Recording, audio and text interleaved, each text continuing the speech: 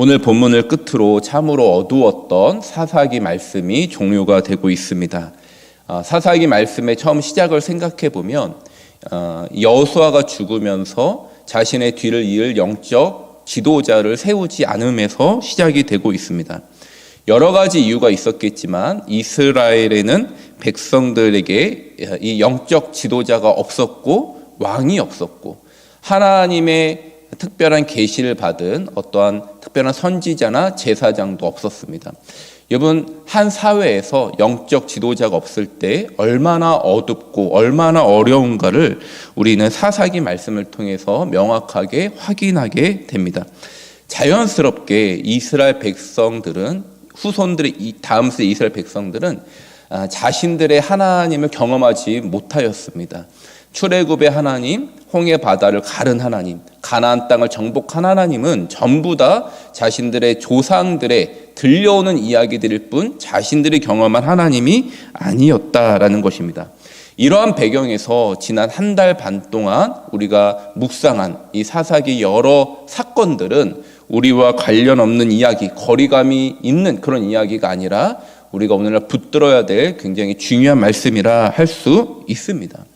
오늘 본문을 보시면 하나님의 법이 깨어진 곳에서는 그것이 다시 회복하기까지 너무나 많은 불합리함과 고통이 반복됨을 우리가 확인하게 됩니다.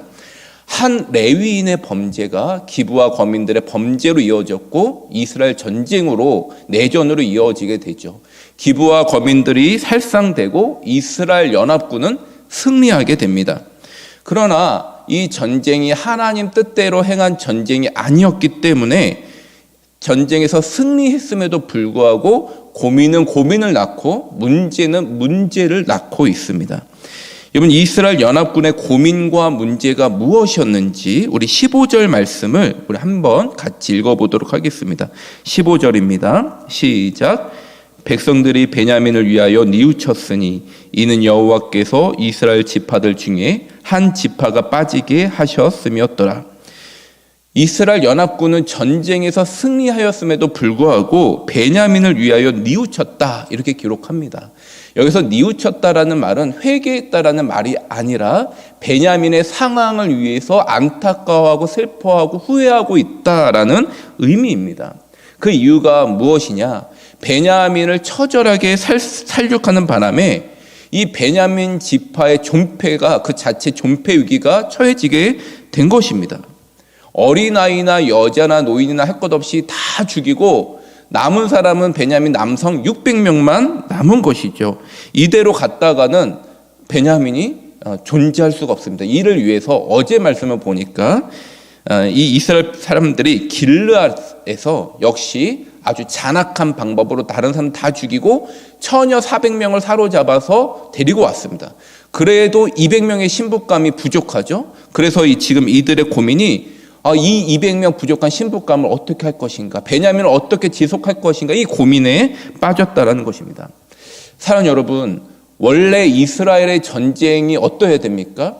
정상적인 이스라엘의 전쟁은 승리하게 되면 기쁨과 감사와 환희가 있어야 됩니다. 그런데 오늘 이 전쟁은 목적을 달성했습니다. 승리했습니다. 그럼에도 불구하고 남는 것은 고통과 고민과 허무일 뿐이라는 사실입니다. 그 이유는 애초에 하나님이 원하는 전쟁이 아니었습니다. 하나님께 물은 전쟁도 아니었고 하나님이 함께 하시는 전쟁이 아니었기 때문인 것입니다. 오직 자신들의 판단대로 자신의 정욕에 따라서 그것도 쌍방간의 이야기를 들어본 것이 아니라 그저 레위인의 이야기만 듣고 충동적으로 한 전쟁이었기 때문입니다. 그러니 이 전쟁을 통해서 많은 희생과 대가를 치르고 전쟁에서 승리했음에도 불구하고 남는 것은 고통과 허무와 문제투성입니다. 사랑하는 여러분, 어디 이 전쟁뿐이겠습니까? 우리가 이 땅에서 살아가는 모든 일들 속에서 우리가 하나님과 함께하지 않는 일이라면 우리는 똑같은 전철을 밟을 수 있음을 기억해야 하는 것입니다. 내 삶의 주인이 그리스도임을 고백하지 아니하고 그저 내 정욕과 내 방법과 내 생각에 따라 무엇을 한다 할 때, 여러분 그것을 위해서 열심히 노력했다 할지라도, 잠깐 어떤 결실을 맺었다 할지라도 결국 남는 것은 고통과 문제와 허무일 뿐이라는 것입니다. 그리하여 바울이 고린도전서 9장 26절에서 이렇게 고백하고 있습니다. 그러므로 나는 다름질하기를 향방 없는 것 같이 아니하고 싸우기를 허공을 치는 것 같이 아니하며. 여러분, 지금 여러분들은 무엇을 위해 싸우고 있습니까? 무엇을 위해 분투하시고 무엇을 위해 노력하며 살아가십니까? 여러분들이 계획하고 여러분들이 살아가는 것이 아무리 선한 것 같고 위대한 것 같고 어떤 것을 잠깐 이뤘다 할지라도 하나님이 함께하는 것이 아니라면, 하나님을 주인 삼고 하나님의 뜻 안에서 계획한 것이 아니라면 결국은 허무와 고통만 남게 됩니다. 바라기는 여기 계신 저와 여러분들 모두는 오직 하나님만이 나의 주인임을 고백하며 하나님의 뜻 안에서 계획함으로써 하나님이 보시기에 정말 가치 있는 인생, 정말 하나님께서 우리와 함께 하셔서 기쁨과 감사가 넘치는 그런 결론을 맺을 수 있는 인생 되실 수 있기를 주님의 이름으로 축복합니다. 그렇다면 이스라엘 장로들은 자신들의 당면한 이 문제를 어떻게 해결하고 있을까요? 우리 다 함께 20절, 21절 같이 읽어보겠습니다. 시작. 베냐민 자손에게 명령하여 이르되 가서 포도원에 숨어 보다가 실로의 여자들이 춤을 추러 나오거든 너희는 포도원에서 나와서 실로의 딸 중에서 각각 하나를 붙들어 가지고 자기 아내로 삼아 베냐민 땅으로 돌아가라. 결론적으로 말씀드리자면 하나님의 뜻에서 벗어난 이스라엘 장로들은 결국 인간적인 겉모술수로 이 문제를 해결하고 있는 것입니다. 베냐민의 모자른 200명의 신부감을 찾기 위해서 하나님의 거룩한 절개, 이 실로에서 하나님을 찬양하기 위해 춤추러 나온 그 신실한 여자들을 각각 납치해서 아내로 삼아라 라고 이야기한 것입니다. 여러분, 이게 놀랍게도 여호와의 이름으로 모인 이스라엘 장로들의 회의에서 결정된 결론입니다. 너무나 충격적이다 못해 한심하기까지 한 것이죠. 여러분, 이들은 왜 깨닫지 못하는 것일까요? 이 많은 일들을 반복하면서 왜 여전히 하나님의 뜻을 모를까요?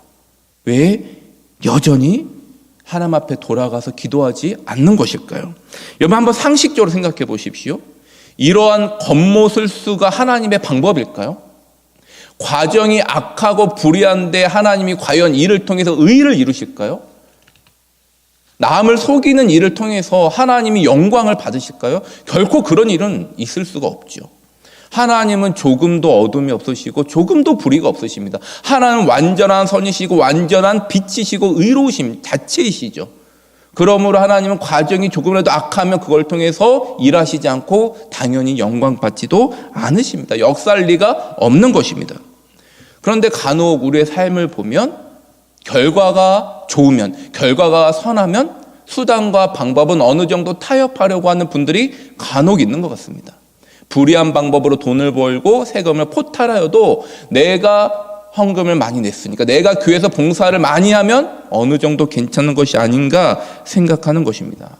그러나 여러분, 하나님은 결과만 보지 않습니다. 하나님은 과정을 보십니다. 하나님 우리의 겉모습을 보고 판단하신 분이 아니라 우리의 중심을 보시는 분이시죠. 그렇기 때문에 우리의 과정이 선하지 않다면, 우리의 과정이 조금이라도 불의하다면 하나님은 그것을 받지 않으실 뿐만 아니라 미워하신다는 사실을 우린 꼭 기억해야 합니다. 오늘 이스라엘 장로들은 스스로 정당성을 찾기 위해서 타협하고 잔꾀를 내고 있습니다. 베냐민과 전쟁할 때 자신들의 딸을 베냐민에게 주지 않기로 맹세했죠. 이 맹세의 저주를 피하기 위해서 지금 납치극을 용인하고 있습니다. 이로써 하나님의 거룩한 12지파를 지키겠다고 말하고 있습니다. 그러나 여러분, 이들의 이 불의한 행동은 스스로를 속이는 것뿐만 아니라 나아가서 하나님을 교모히 하나님까지 속이려고 드는 너무나 기만한 행동이 아닐 수 없는 것입니다. 사랑하는 여러분, 그렇다면 우리는 때로 인생을 살아갈 때 나의 실수와 연약함으로 인하여 맞닥뜨리게 되는 고통의 문제, 어떤 문제를 어떻게 해결해야 할까요? 여러분, 그것은 바로 철저히 하나님 앞에 무릎 꿇는 것입니다. 하나님께로 돌아가는 것이죠. 나의 실수와 연약함마저 모두 하나님 앞에 내려놓는 것입니다. 때로는 그 일로 말미암아 내가 어떠한 고통을 감수한다 할지라도 겸허히 하나님의 뜻에 순복하는 것입니다. 여러분, 우리가 읽고 있는 이 성경은 단순한 책이 아니죠. 하나님의 말씀입니다. 우리가 돌이켜야 될 진리입니다. 나의 실수와 나의 고집과 나의 어떤 문제도 다 꺾고 돌이켜야 될 하나님의 절대적인 말씀인 것입니다. 바로 하나님께로 돌이키는 것만이 우리의 문제를 가장 빨리 회복할 수 있는 지름길임을 꼭 기억하실 수 있기를 주님의 이름으로 권면드립니다. 이제 사사기 최종 결론입니다. 사사기 전체에서 4차례나 반복되는 마지막 결론 25절 말씀을 우리 같이 한번 읽어보겠습니다. 시작. 그때에 이스라엘의 왕이 없으므로 사람이 각기 자기의 소견에 오른 대로 행하였더라. 그때에 이스라엘의 왕이 없으므로. 여러분, 물론 이 말씀은 장차 이스라엘 사회에서 생겨날 왕정 제도를 위한 말씀이라고 생각할 수 있습니다. 그러나 꼭 그런 것만은 아니죠. 우리가 사사기 말씀 묵상하면서 여러 차례 목사님들을 통해서 들었지만 이스라엘에게는 왕이 없었던 적이 단 한 번도 없었습니다. 이스라엘의 진정한 왕은 하나님이셨고 하나님은 언제나 그들과 함께 하셨죠. 그렇다면 그때 이스라엘의 왕이 없음으로가 의미하는 바가 무엇입니까? 이스라엘 백성들이 여호와를 왕으로 고백하지 않았다라는 것입니다. 다시 사사기 처음으로 돌아가면 이스라엘이 여호수아가 죽으면서 자신의 뒤를 이을 영적 리더를 세우지 않음에서 비롯되고 있습니다. 하나님의 뜻을 알고 하나님의 모략과 하나님의 지혜를 알고 전달해 줄, 여호와만이 우리의 진정한 왕임을 선포해 줄 영적 지도자가 부재했습니다. 결국 이로 인해서 이스라엘 다음 세대는 하나님을 떠났고 자신의 정욕대로 살아갔고 자신의 스스로 보기에 옳은 소견대로 살아갑니다. 그 결론이 무엇입니까? 문제와 고통과 허무일 뿐이라는 사실입니다. 사랑하는 여러분, 사사기 말씀을 마치면서 이 말씀이 나와 상관없는 말씀으로 여기는 것이 아니라 오늘날 이 시대 우리가 붙들어야 될 거울과 같은 말씀으로 우리가 받아들여야 합니다. 여러분, 우리 앞에 다음 세대가 남아 있습니다.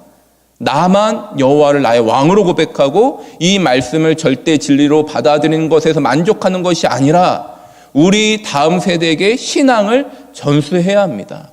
우리 다음 세대가 하나님을 왕으로 고백하고 말씀을 붙들고 살아가야 합니다. 바라기는 우리 다음 세대가 자신의 소견대로 살아가는 허무한 인생이 아니라 하나님을 왕으로 모시는 진정한 가치 있는 우리 다음 세대가 될 수 있기를 축복하고 여기 모여있는 우리 모두가 신앙을 전수하는 하나님의 신실한 백성들 되실 수 있기를 주님의 이름으로 축복하며 기도합니다.